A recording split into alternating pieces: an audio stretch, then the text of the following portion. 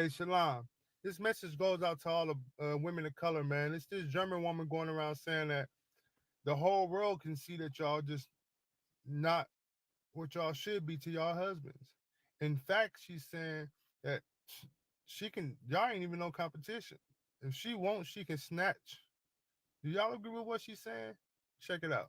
I already knew I had him because there was simply no competition out there for me. But let's just look at it objectively. You had this average Black American guy who now was able to choose between what he was dealing with before and somebody completely new.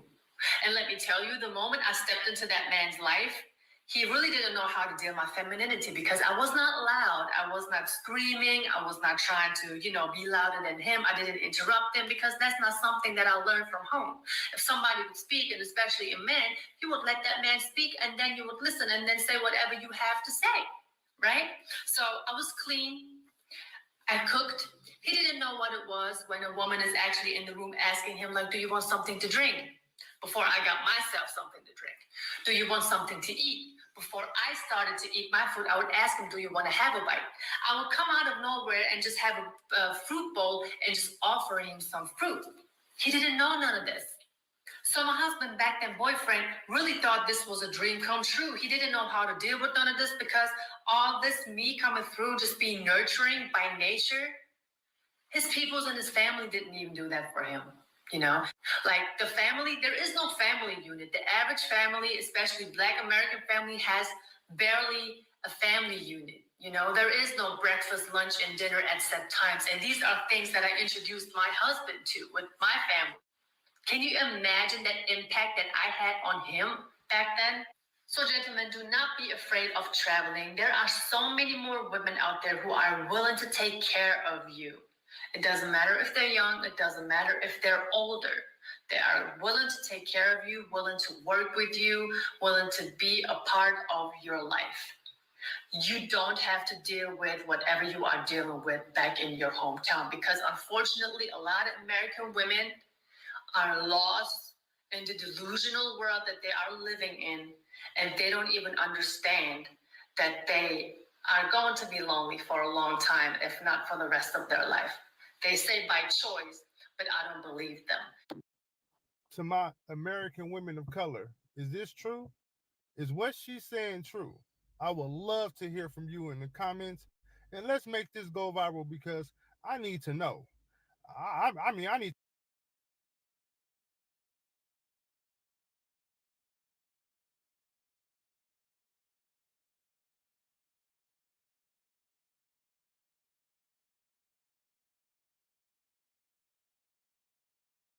They see my name on the bag, but we do it off of the name on the front. On July. They see my name on the bag, but we do it off of the name on the front. Nobody do it like us. Nobody do it like us. Nobody do it like us. Nobody do it like us. Nobody do it like us. They see my name on the bag, but we do it off of the name on the front. Nobody do it like us. Nobody do it like us. Nobody do it like us. Nobody do it like us. Nobody do it like us.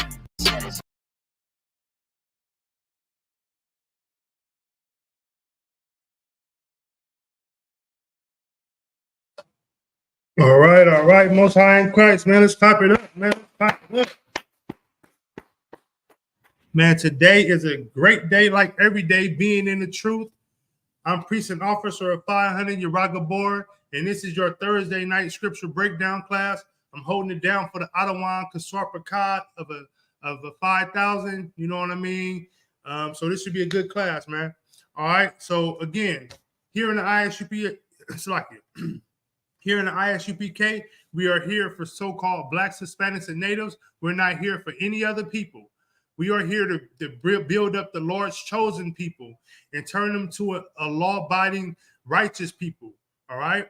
And the oppressor, well, if you've been tuning in these classes enough, you already know who the oppressor is. He's the devil that the Bible speaks of. And all the oppressor does is come to steal, kill, and destroy, man. If you're a Black, Hispanic, and Native, that's all they want to do. No other nation desires you. No other nation cares about you, care about your well-beings, care to see you be successful. But guess what? Here in the ISUPK, we care to see you to be successful. And I'm not talking about being successful by working a 9 to 5. I'm talking about being successful by living a law-abiding, righteous life, all right? All right, today we're going to get into a few scriptures, and we're going to expose how the oppressor is a liar and how he's a thief and how he is an unaliver. Yes, an unaliver. The whole time we have been here in America for the last 400 years, we have been nothing but cattle to them. They haven't cared about us. Matter of fact, they care about their animals more than they care about us. You know what I mean? And contrary to what you believe, Christ was dealing with the Roman Empire. The Roman Empire was running things around the time that Christ was here. And we're going to start exposing how that same spirit of old is in these oppressors today. All right. With that, let's go to the book of John, chapter 8, verse 44. Just let me know when you get there, Azariah. The book of John, chapter 8, verse 44.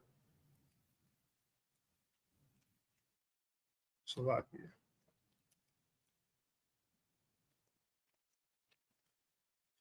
The oppressor is the devil that the Bible speaks of. That's what he is. Let me check something real quick. Israel, bear with me one time. The water. Hey, Shalom Lord Christ, sir.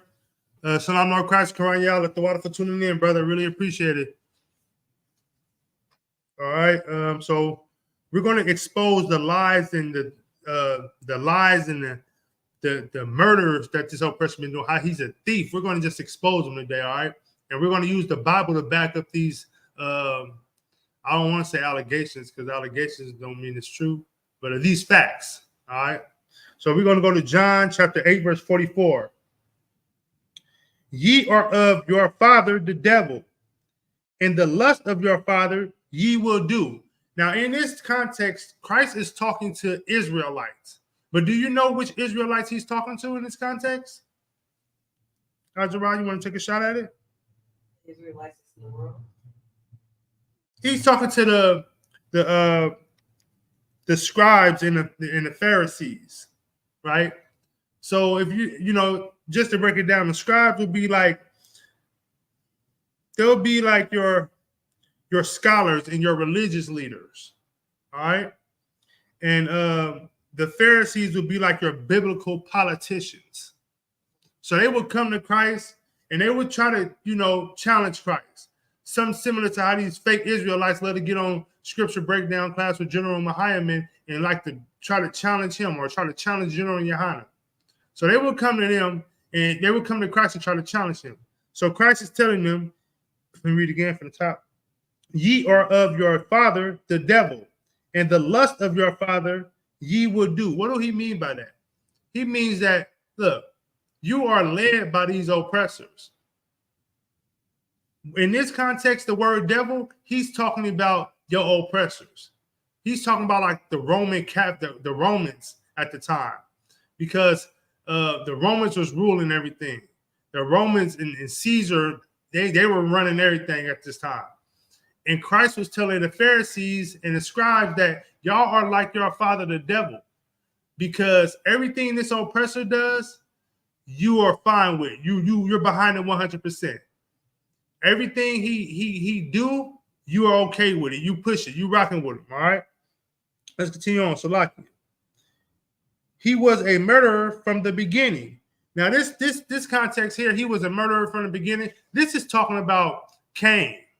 We can go back to Cain. That spirit that Cain had on him is the same spirit that your oppressor has on him today. He is a murderer from the beginning. All he wants to do is unalive blacks, Hispanics, and natives. He's not a person you can look to and say, hey, I can trust him and he can trust me. Nah. If you don't know anything about your oppressor, you should know that your oppressor has broke every treaty that he has ever had since the existence of this place being called America. Every other nationality that he has ever came across, he has broke a treaty with. And to this day, America still breaks treaties. All right. Those politicians who you vote for come to your neighborhood and they tell you to vote for us and we're going to change this and we're going to change that. That's a treaty. And when they get in office, what do? Show their true colors. They renege it. They turn away from it. They don't honor the treaties. Those are treaties. When I tell you I'm going to do something, that's a treaty. That's an agreement we have. So they come in these black churches and vote for me, and I'm going to change this, I'm going to do that, I'm going to do this, and they don't do nothing for blacks, Hispanics, or neighbors. Go ahead. If I may, it's like they're selling broken promises. It's like they're trying to do a non-disclosure document without having nobody sign on it. Exactly. Exactly. So in this context, that word devil is not talking about the devil that everyone seems to think is under the ground. It's talking about the devil here on earth, the deceiver. That's what this word devil means, deceiver. It don't mean nothing else but deceiver. And who's the biggest deceiver here on this earth? The oppressor. Who's the biggest unaliver here on the earth? The oppressor. A deceiver is a person who would make you believe one thing and actually do the whole total opposite, just like your politicians. Your politicians are deceivers. You know what I mean? All right, so let's continue on. He was a murderer from the beginning. This here is talking about from the beginning. Like I said, the spirit of Cain is on these oppressors, wanting to unalive and kill and deceit and be spiteful. And we're going to get deeper into Cain too in a couple of scriptures. All right, let's continue on. And abided not in the truth, because there is no truth in him. Abiding not in the truth, meaning what? The truth is not in him. He don't live by the truth. Of course, we know that can't no oppressor be in the truth, but they don't even live by the truth. They don't live by what they know to be is right. Some people say, well, God never gave them the laws, never gave them the commandments. You're right about that. But because they wanted to be you and deceive you so much out of who you are, they took this book and they read this book and they still don't live by it. They still don't do what it say do. They don't believe in this book. They want the power that which the book possesses, not knowing that the power in this book is only for Israelites. You know what I mean? Let's continue on. Salakia. Because there is no truth in him. When he speaketh a lie, he speaketh of his own. When they speak to you and tell you something that you know is not true, so like when he speaketh a lie, he speaketh of his own. This is like them telling you Christ is black. I mean, Christ is white. When we know here in ISUPK that Christ is black. It's just like them telling you that all the disciples were Caucasian faced. When we know all the disciples were brown-skinned brothers. They just like, this is the lies that they speak and they believe them themselves, but they put themselves in them lies. Go ahead. If I may, what you're saying so heavy, you actually said most of what I was about to say, but perfect example would be just like Putin just came out talking about, he released information from the vote that, that Jesus Christ, everybody is really black. And this is supposedly supposed to be a shock when the truth is they've always hidden the truth from us. They have it in the vote because they want to try to hide our identity from the world, and they don't want that secret to get out because they are deceivers. They want to push their own agenda. That's why the Caucasian Jesus has been pushed so long and praised so long, because that's always been something that they put out there to be deceitful, because that's what they want everybody to believe. It's not about the truth. It's always what they want you to believe or abide by. When the truth is, they hide a lot of secrets, just like I'm saying in that vote. The vote, what is the vote called? What you mean, like what's the vote? Like the vote that they keep all the Vatican? Bibles, the Vatican. Yeah. Yeah, the Vatican, they keep that a secret because it's history about us in there. Well, you know what? And what you're saying is heavy and is right. But the thing about what they're doing is that it's not even a secret. They so damn naive, you know what I mean, near Eve, that they don't even know that it's still telling us who we are in this dang Bible. It's still telling us how Christ looked in this Bible. The problem with us is that we don't take the time to read it. Jay-Z once said, do you guys read the book or do you scam through it? Meaning that's what your pastor do. He likes to scam through the book. He don't read the book. Where you're going to find out the truth in this book is coming to the ISUPK where brothers actually take the time out to read this book, to meditate on these laws, to meditate on these words. That's the only place you're going to find the truth. All right? Well, let's continue on. It says, for he is a liar and the father of it. Meaning what? He's a liar and he breed liars. And he's the father of liars. And his children are going to grow up and they're going to be liars. And everything that he touches and that he do is a lie. Salakia. Hey, Shalom. How about Shemer Shabakatah? The water for tuning in, young man. Appreciate it. All right, let's continue on. Let me see. Where are we going to go with that? All right, now I'm going to go back a little bit. Now, I told y'all that, Christ knew about the Romans. In fact, Caesar ruled around the time before Christ passed. And he's actually mentioned in the Bible, all right? Let's go to this chapter where he's mentioned. Let's go to the book of Mark, chapter 12, verse 13.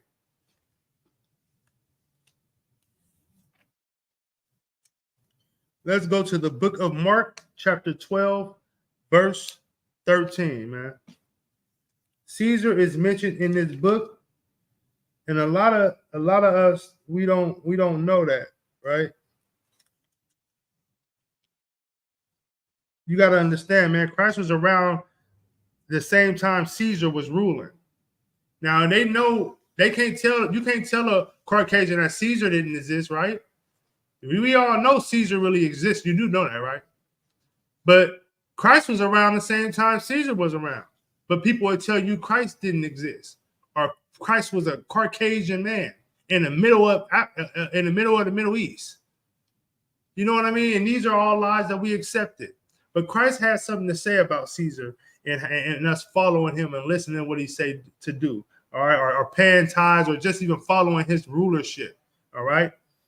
Let's go to the book of Mark, chapter 12, verse 13. This is the book of Mark, chapter 12, Salakia, verse 13. And it reads, and they sent unto him certain of the Pharisees and of the Herodians to catch him in his word. Meaning they sent the Pharisees and all these other biblical scholars to catch Christ up in the words that he was using and what he was saying. Because the whole time, while they looking like us, it's just like your pastor, and they trying to relate to us and come around us, they actually are for the other team. So these people, they already know they want to come catch Christ up so they can go back and tell Caesar how Christ is down here spitting all this blasphemy and he needs to be dealt with. And Christ was aware of that. All right, let's continue on. Verse 14. And when they were come, they say unto him, Master, we know that thou art true and carest for no man, for thou regardest not the person of man, but teachest the way of God in truth. So this is them trying to butter him up. They coming to him, Master. You know what I mean? That's like brothers coming in all on the chat line, talking to General Muhammad. Hey, Salakia, sir, shalom, but then behind his back, they going to go report to Nasty Nate. Or they trying, you know what I mean? Like they just not really with us. They act like they with us though. They still all our lingo, still our 12 tribe chart. You know what I mean? Go ahead. If I may, sir, it sounds like next to me. Right. You know what I mean? Try to do everything the UPK doing. It's actually a fake Hebrew Israelite group out here that wears black just like the UPK. They got their head wrapped on the top just like the UPK. But the only thing that stands out different from them and us, well, it's several things. But the one thing that I noticed when I seen them is they adapted them fringes on them shirts. They got them fringes on them shirts. I don't know what that is. I think that's because most of them brothers always wanted to wear a dress. So they put fringes on the bottom of their shirt to feel a connection to how a woman would feel when she wears a dress. But anyway, let me continue on, Salaki. That's just my thoughts on that, Salaki. So verse, let me see, Salaki, y'all bear with me. I'm on 14. Okay, yeah, I think I read 14, all right? Okay, the water. But teaches the way of God in truth.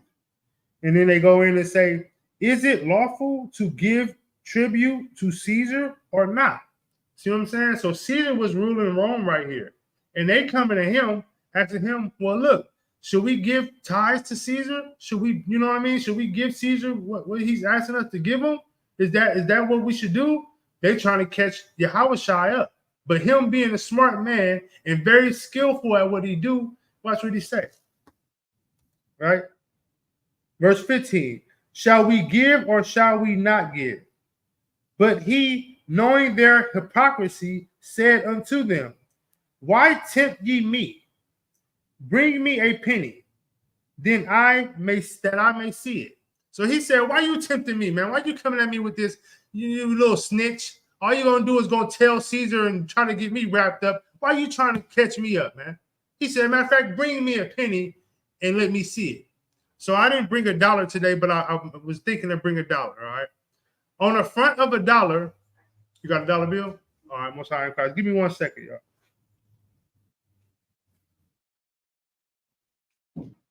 The wallet, appreciate it. All right, now on the front of this $1, who do we see? Who's on the front of this $1? George Washington. These colored people, many of oppressor, which is the Caucasian, these are the Caesars of the day for us, right? This is our Caesar today. And she just brought me $1, so I'm gonna do how Christ would reenact what Christ did to them. All right. So they gave him $1, and he said, verse 16, and they brought it, and he said unto them, whose is this image? And superscription, Salakia. And they said unto him, Caesar. So he said, look, who on this penny? They said, Caesar on the penny. Verse 17. And Jesus answered and said unto them, render to Caesar the things that are Caesar's, and to God the things that are God. And they marveled at him. They were surprised. They thought he was going to go bash him. No, don't give Caesar that. Don't pay Caesar tithes. No. Hey, if you don't pay tithes here in America, what's going to happen? I mean, it's not tithes. If you don't pay your taxes here in America, what's going to happen to you? What's going to happen? You'll lose your job. Or you're going to lose your house. They're going to hit you with a big old bill, and you got to pay it, or they're going to come take everything you own. Why? Because that's the law of the land.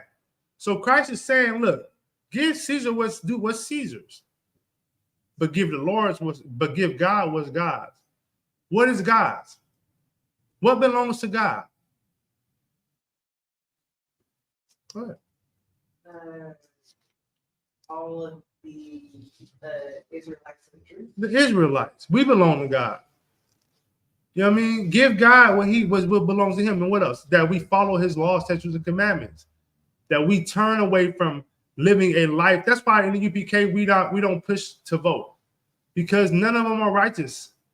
All of them are snakes and weird and wicked and deceivers and devils.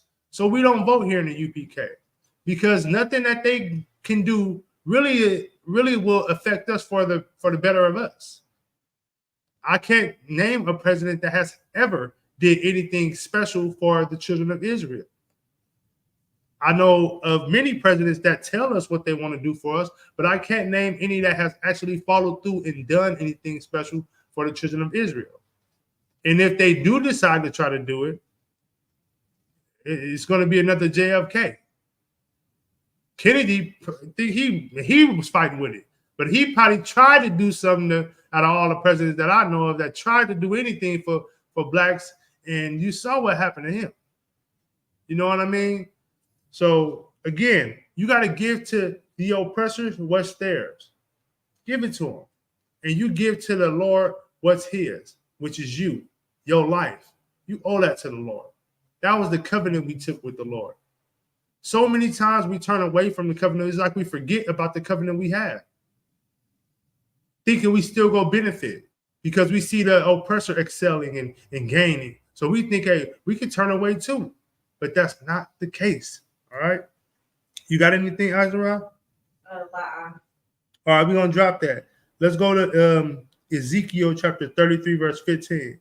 Now, I'm going to break something down for y'all, and I'm going to use it double fold because Ezekiel chapter 33, verse 15, it talks about the Israelites, but you can also flip it and use it towards the oppressor, all right? So we're going to go to Ezekiel chapter 33, verse 15. 9:30. See. 10.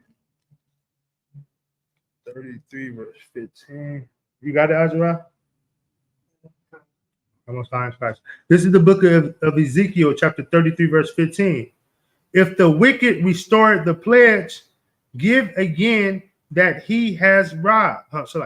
If the wicked restored the pledge, give again that he had robbed. Meaning what? If you wicked, like most of these pastors is and us, when we don't listen to the Lord, turning away from his commandments, eating shrimp, pork, crab, and lobster, fornicating, joining hands with these other nations, you know what I mean? Unaliving each other. That's wicked in the Lord's eyes. That's wicked. So he says what? If the wicked restored the pledge, meaning what? That wicked person come back and say, look, Lord, I know I messed up. Man, I'm living my life for you. I'm giving it to you. I'm going all the way in. It says what?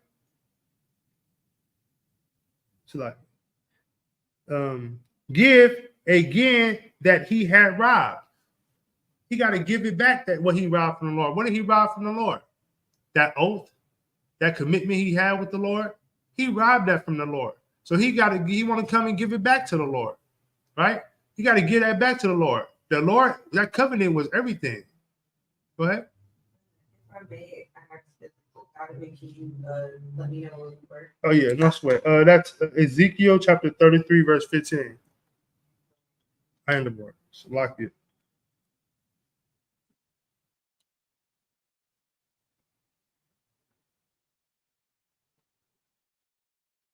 So to restore the pledge is giving again what he had robbed from the Lord, which is what? His oath, his commitment to follow them laws and statutes and commandments. All right. Let's continue on. I'm going to talk about the Israelites, then I'm going to double back and I'm going to break it down towards the Edomite, all right? Or the oppressor, all right? Walk in the statutes of life without committing iniquity. What is iniquity? Sin. The Lord is saying, walk in the statute of life. Again, that's the commitment that we had robbed the Lord of. That oath that we will follow him. So he come back and said, walk in the statutes of life. What's the statutes of life? Those commandments. Following these laws, statutes, and commandments is where you will find life. You won't find life anywhere else. All right. Without committing iniquity, without committing a sin, without eating shrimp, crab, lobster, and pork, without fornicating, without going to join hands, without voting, without thinking that some oppressor is going to save you and change your life when he's really not. All right. Without joining with any of these nations, thinking you African, want to run over there and go to Nigeria. You got black sisters moving to Africa, and then they on TikTok crying, talking about how they made the biggest mistake of their life and they can't even get back over here. You know what I mean? Like it's horrible. You know what I mean? But let me continue on. So like it. Ye shall surely live. Ye shall not die. Look, the Lord said, if you come back to him, give what you robbed from him. Give it back, and you will surely live and you will not die. Now let's flip this around to the oppressor. All right. Right, damn right. You might lose your freedom. Exactly, Karan, man, for real. You might lose your freedom. You know what I mean? Now let's flip this around and talk about this oppressor. All right. So now I'm gonna use the same breakdown, the same scripture, and we're gonna use the oppressor for it. All right. This is book of Ezekiel, chapter 33, verse 15. If the wicked restored the pledge, give again that he had robbed. If the oppressor know about this, he knows all about this. And he's wicked. He's the devil that the Bible speaks of. Now, if he wanted to restore anything, and if he really believed in the Most High, he would do what? Give back what he had robbed, right? So he would give this land back to the Native Indians. He would give this land back because it wasn't just Native Indians here. It was Hispanics here and it was blacks here. He would give this land back. Matter of fact, he will reverse every dirty deed he did. But he's a wicked bastard, and he's not going to do it. Right? So let's continue on. And walketh in the statutes of life. Some people would say, well, God never gave him the oppressor the laws. No, God didn't give him the laws, but he damn sure know about them. And if you know about them and you live in your way against we talk about the Most High here. Whether they want to say whoever they trying to say they serve, they still say they serve the Most High.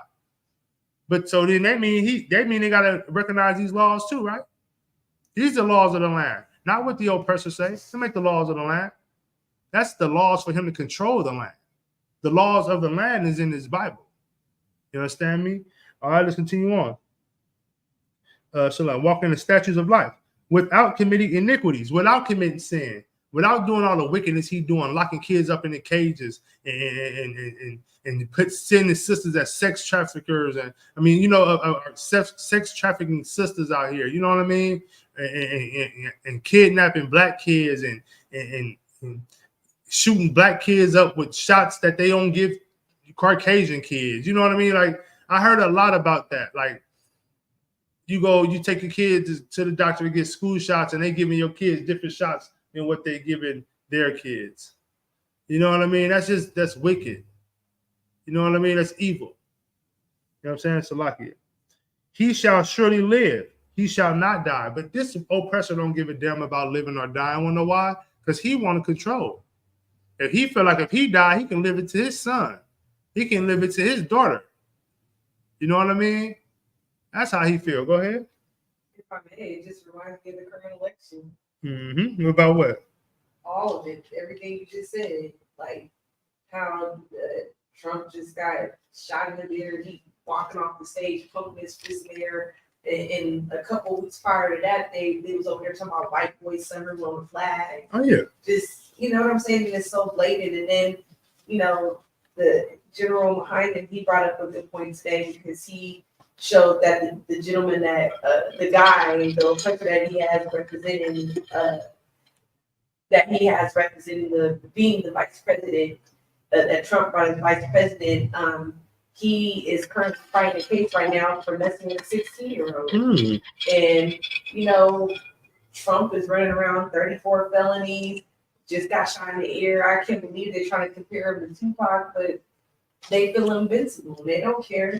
That's why I've never seen anyone in my life get shot and walk off the stage, pumping their fist like, yeah. Like, it's that, it just lets you know how. You said you never saw no one do that? Well, I haven't seen anyone like in a big crowd like that just get shot in the air and they walk off pumping their fist like, yeah. Like how he was acting. It was like a prideful act. It was prideful. Mm-hmm. He was prideful.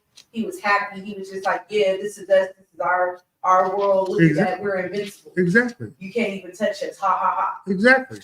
And I mean, but that needed to be seen. Because I know a lot of brothers that have been shot out here, and I'm going to tell you, they didn't get up pumping their hands up in the air or throwing up gang signs, none of that. Them niggas was running. Salaki. They was running for cover. Crawling, ducking, flipping, rolling, you're getting out of there. You know what I'm saying? But because he's so protected and this is his kingdom, this is his world, he's not worried about that. He knew, and if he didn't start doing that till they said the threat was down. Mm-hmm. And he know what threat down means. You know what I mean? So do it again. We're going to shoot all of you. You know what I mean? He got that. We don't have that luxury. You know what I mean? Go ahead. And if I may add one more point, not once did he come on and give condolence to anybody that lost their life or got injured. Well, he did. He actually did. He put a statement out. Yeah, he put a statement out. He didn't come and he think he's speaking tonight or something like that. He didn't come out verbally and say it, but he released a statement saying that he felt bad for those who lost their life and like. But the whole point about this is that it's just a sinful kingdom. You know what I mean? If it was ran righteously, we wouldn't have people unaliving people, no matter who's here. If it was ran by the way it should be ran, and by the people who should run it, we wouldn't have all this. Food wouldn't be $1 million. You go to the grocery store, you're gonna spend at least $1,200 if you want to really fill your refrigerator up, depending on where you're shopping at. You know what I mean? You go to Costco, you spend $700. You know what I mean? You might be good, but it might not last you the whole month. You know what I mean? Depending on how big your household is. This is a sinful kingdom. And this place has to be destroyed. And since we're talking about that, let's go to Amos chapter 9, verse 8. The book of Amos chapter 9, verse 8. All right. So, since we already going on a sinful kingdom, I think Amos is after Hosea. Let me know when you get there. Okay.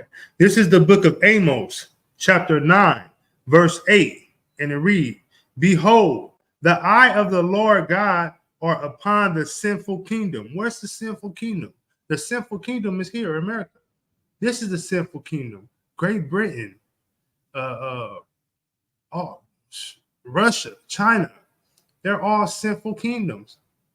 You know what I mean? Full of sin. What is sin? Just everything that's opposite of what the Bible tells us to do. You know what I mean? It's all sinful. Salaki. And I will destroy it from off the face of the earth. Now, the Lord said he was going to destroy it from off the face of the earth. He did not say he was going to destroy the earth. You know what I mean? World War III is going to be horrible. It's going to be horrible.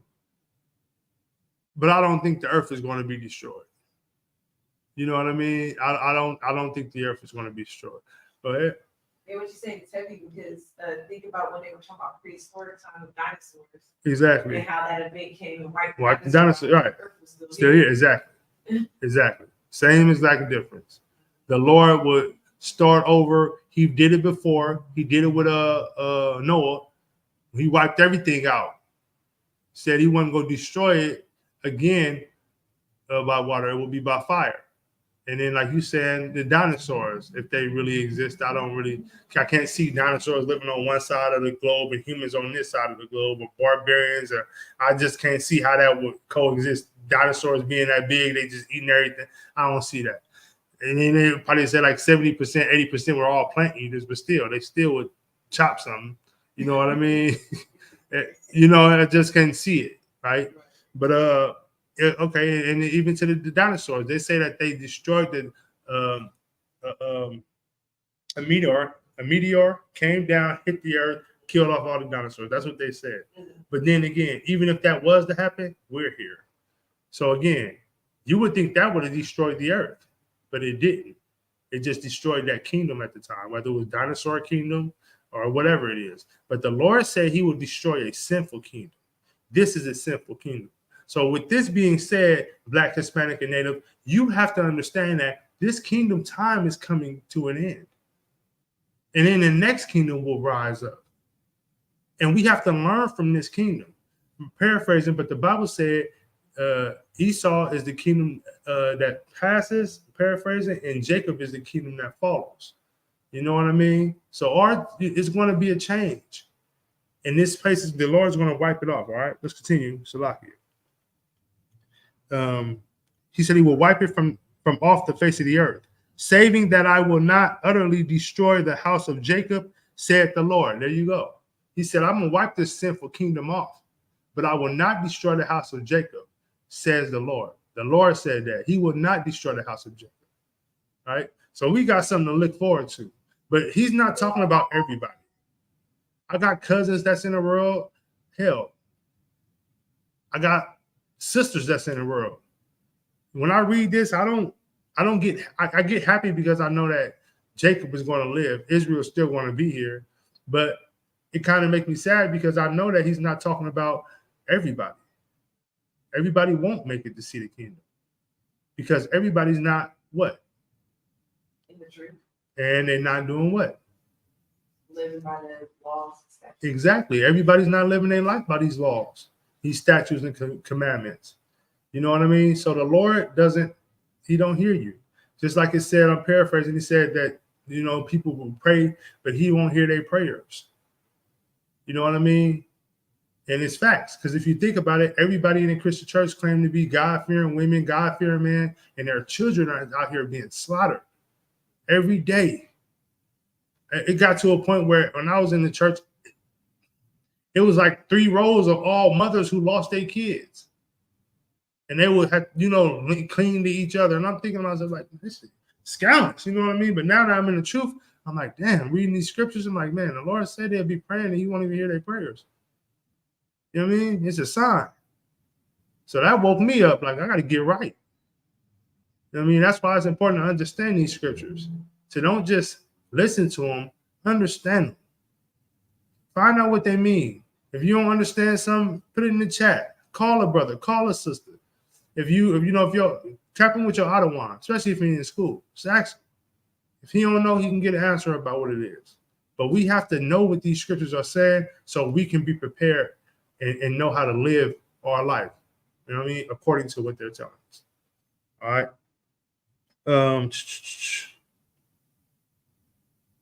Let's go to verse 10. This is another one. Verse 10.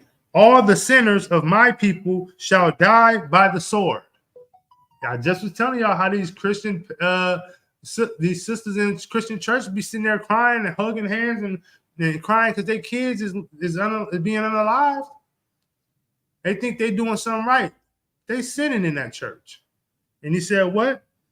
All the sinners of my people shall die by the sword, which says, the evil shall not overtake nor prevent us. Nothing's going to stop us from living this truth. Only thing that's going to do is stop you. Don't be easily influenced by these people who not in your school, by people who in the world. Don't let them easily influence you to think that I'm in the truth. I can still smoke weed with them. You know, it's cool. You know what I mean? Oh, I'm in the truth. I'm going to go ahead and kick with my boy. You know, you got to be very careful because they're going to pull you out of it. They'll pull you away from it. And you will get caught in the tangle in which they're tangled in. Go ahead. Which is heavy. Even today when I was at work, I had some coworkers and they're having a whole conversation talking about, unfortunately when my coworkers went in unalive when their children, they were pregnant. So she went and had an abortion. Okay. And she was talking. And of course she's an Israelite. Of course. Okay. And she went and talked to some other Israelites at my job about the situation. And their response was, oh, girl, you let them shoot up the club. You need to make sure you protect yourself. And, that's crazy, girl. I'll never let nobody shoot up the club and me and all this crazy stuff. And I'm just sitting there listening to them. But they never said they would not abort their child. Yeah, no, they will. Okay. 100%. So they will abort their child. Yeah, well, apparently, I'm saying. No, I'm trying to understand because you were saying that they were saying I would never let a man shoot up the club. Yeah. So they're pretty much saying like they would never allow anyone to get them pregnant. They're saying. Oh, so they'll be hoes. Pretty much. But just the ones who will be more safer.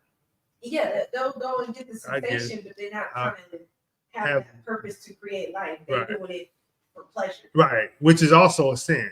Right, that's the biggest sin of all. When you don't have sex for pleasure, you have sex for reproduction. Exactly, not for pleasure. But go ahead. Well, yeah, I was just saying, like what you're saying is heavy because a lot of people in the world, they it's about pleasure, what makes them happy, what makes them feel good, not about what is the truth of what's healthy and what's going to actually save your life. Right, and that's our problem. That's the problem with us. Now, can you imagine working at a hospital with all sisters in a school? How smooth it probably would be for you every day. You wouldn't even have to worry about getting a letter from your doctor to say I need to be on light duty because I'm 5 months pregnant. They'll be like, sis, don't worry about it. I got it. Go ahead, sit down. You have your feet up all. You would be like, I'm at work though. You have your feet all up, flipping through the ain't no TV supposed to be on the floor. You'll be comfortable. But because you with these sinful people who don't give a damn about you, it's like, and then just to be in the school, that's the blessing of it. You can be in the school and hear these things, and you not even allowing yourself to take part in it because your opinion compared to theirs is so different. So now if you put all y'all in one room and a man can just hear y'all conversations, a righteous man will pick you. I pray you understand that. He wouldn't pick the ones who saying, girl, he can shoot the, hey, a brother want a righteous woman too. You know what I mean? So that's the good thing about it. You know what I mean? And unfortunately, you at work, you can't push the truth on them sisters. You know what I mean? But it shows you how valuable you are compared to how valuable they are in the sight of the Lord. You know what I mean? So the Lord, you know, they probably didn't even want her to get pregnant because he already knew what she was going to do. You, the Lord, bless you and going to keep you healthy throughout your whole pregnancy. She probably would have, because of how nasty she is, she probably would have wanted to have that baby, and something would have happened where she couldn't have the baby. Have you ever heard of miscarriages? And all those things happen too. You know, and some people, the first thing they say, well, I guess God said it was, yeah, so, you know what I mean? It's double fold. You know what I mean? She unalived that baby. So now when she decides to have her baby and want to have a baby before she gets too old to have it, the Lord might decide that, no, you didn't want this baby. I tried to give you this baby 3 times already. You didn't want it. You know what I mean? And the joy of motherhood she would never be able to experience because she's taking that away from herself. You know what I mean? That's crazy.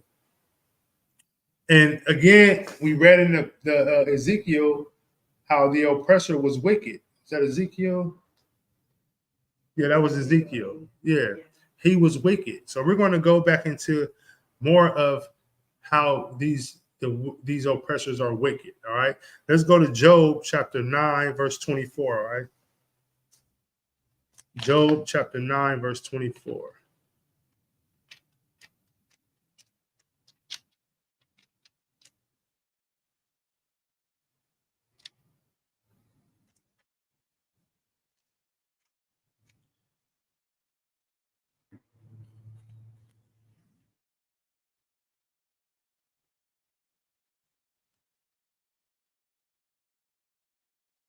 Ready?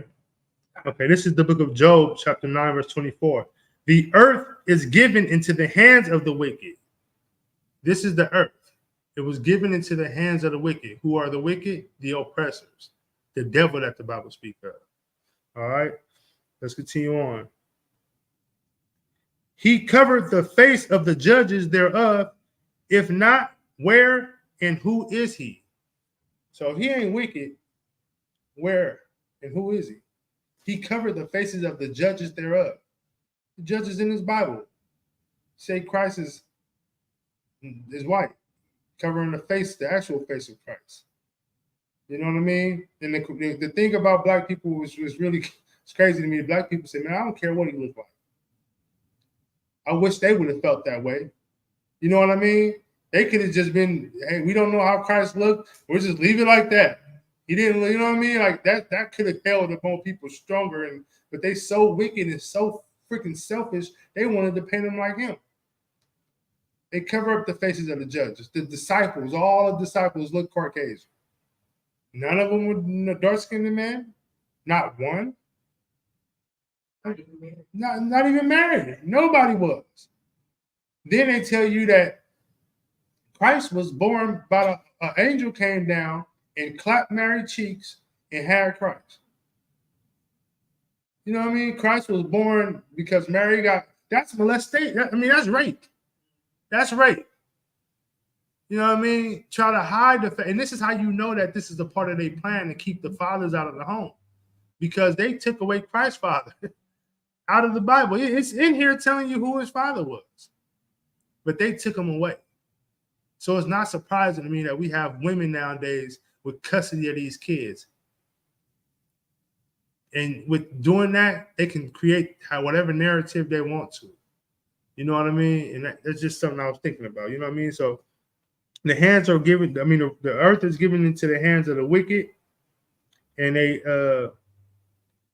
and he covered the faces of the judges thereof. Meaning all your judges, all the laws, who gave the laws, he even covered the face of the Most High, man. You know what I mean? In the scriptures, it tells you that if you want to see the Most High, you look for a righteous man who's walking in the way of the Lord.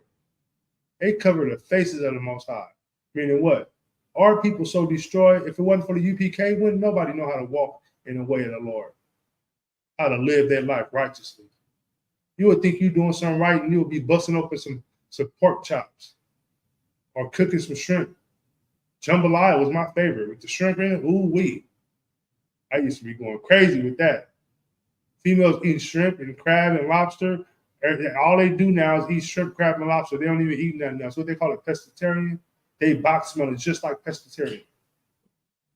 You know what I'm saying? Whole box smelling like oysters and crabs and stuff. And then they got the nerves to try to sit here and tell dudes that they can't have none of it. That's crazy to me. But anyway, I ain't gonna even go into that's another class. But yeah, they destroyed the faces of the judges, man. Covered them. You know what I'm saying? And this is in the book of Job. This is in the Old Testament. Testament.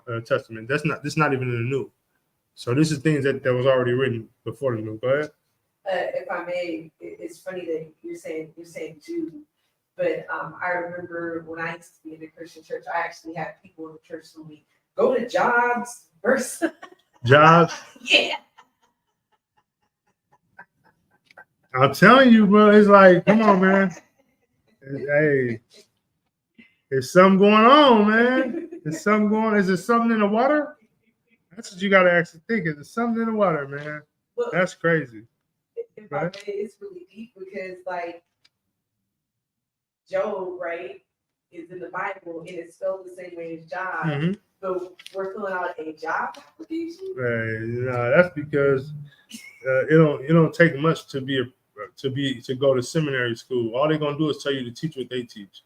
You ain't got to be too smart. You ain't got to none of that. You know what I mean? All you need to do, actually, being a Christian pastor is 10% of teaching the word or whatever word you know it has to be, and 50% is playing music and the choir singing, and the other 30% is collecting offering.